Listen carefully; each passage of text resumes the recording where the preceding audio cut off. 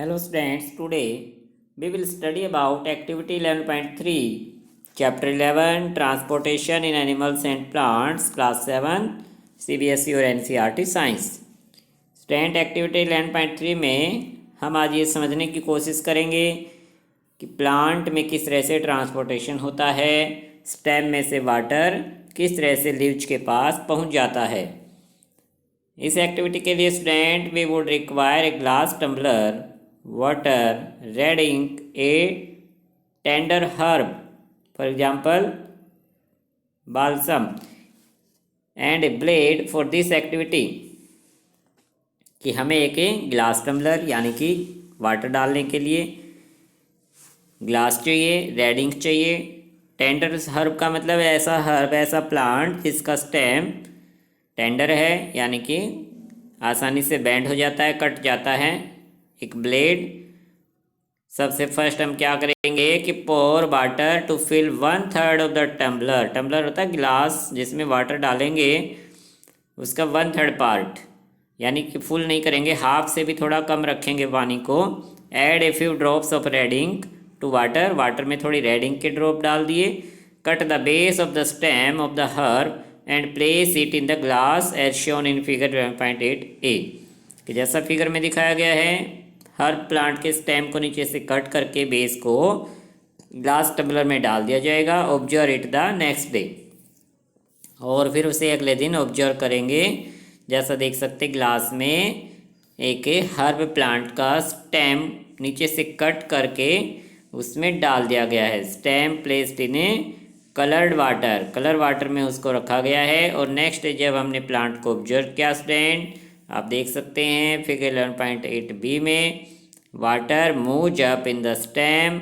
Water stem में move हो गया ऊपर की तरफ। और लीव्स में हमें रेड कलर के पॉइंट्स दिखाई देंगे। और सी नंबर फिगर में देख सकते हैं an large view of open end of A stem. Stem का नीचे का जो सिरा है उसको एन लार्ज यानी बड़ा करके दिखाया गया है। कि इसमें जो पाइपलाइन स्ट्रक्चर हमें साफ दिखाई दे रहा है, जिसमें रेड इंक भी दिखाई दे रही है, ये जाइलम स्ट्रक्चर होता है जिसके थ्रू स्टेम में से वाटर लीव्स तक पहुंच जाता है। Does any part of the herb appear red. कि हर्ब का क्या कोई पार्ट हमें रेड दिखाई दे रहा है student? If yes, how do you think the colour reach there.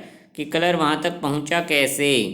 हमें देख सकते हैं कि स्टेम के जो लीव्स हैं उनमें थोड़ा थोड़ा रेड कलर हमें नज़र आएगा।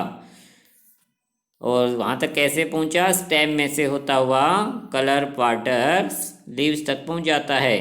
You can cut a stem across and look for the red colour inside the stem. Figure 11.8b and C. कि बी और सी फिगर में जैसे दिखाया गया स्टूडेंट, हम स्टेम को इस तरह लंबा कट करके भी देख सकते हैं, उसके अंदर हमें रेड इंक साफ साफ नज़र आएगी। For this activity, we see that water moves up the stem. In other words, stem conducts water. Just like the red ink, minerals dissolved in water also move up the stem along with water. Water and mineral go to the leaves and other plant parts through a narrow tubes, xylem, inside the stem. कि student इस activity से हम ये समझ पाए हैं कि stem में से वाटर ऊपर की तरफ जाता है।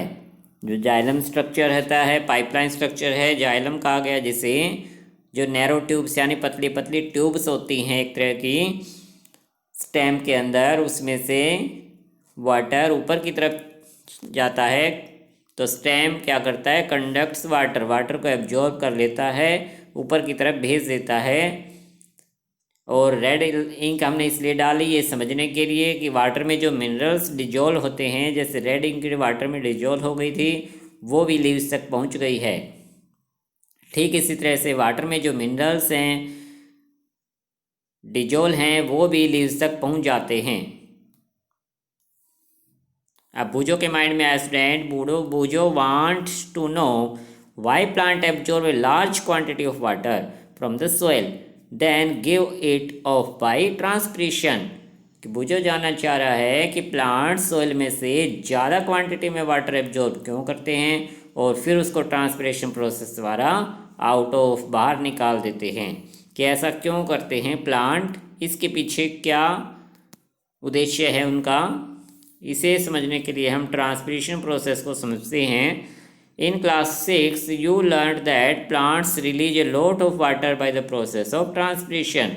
6 क्लास में भी स्टूडेंट हमने स्टडी किया था कि प्लांट ट्रांसपिरेशन प्रोसेस द्वारा प्लांट के जो लीव्स हैं उनमें से काफ़ी मात्रा में वाटर बाहर की तरफ निकलता है।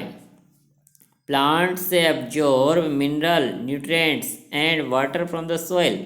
Not all the water absorbed is utilized by the plant. The water evaporates through the stomata present on the surface of the leaves by the process of transpiration.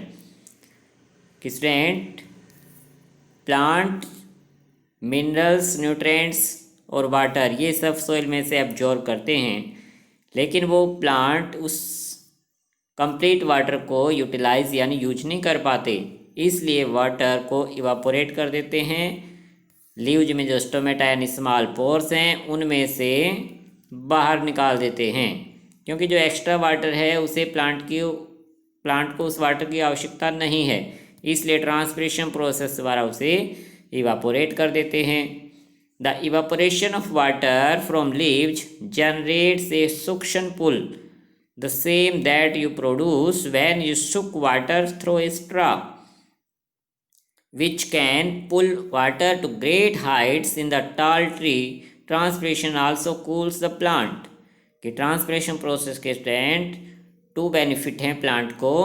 एक तो इससे सुक्शन यानी कि सुक्शन पुल बन जाता है। जैसे हम जूस वगैरह पीते हैं स्ट्रा से, हम उस पाइप्स में स्ट्रा से जब जूस को ऊपर की तरफ खींचते हैं तभी तो जूस ऊपर की तरफ चढ़ता है। इसीलिए स्टूडेंट ट्रांसपिरेशन प्रोसेस द्वारा जब लीव्स में से वाटर बाहर की तरफ निकलेगा तभी तो वो स्टेम में से ऊपर की तरफ खींचता है। ट्रांसपिरेशन प्रोसेस अगर नहीं होती तो स्टेम में से वाटर ऊपर की तरफ नहीं चढ़ पाता। तो सुक्शन पुल के लिए ये ज़रूरी है ताकि प्लांट में सुक्शन प्रोसेस बन जाए।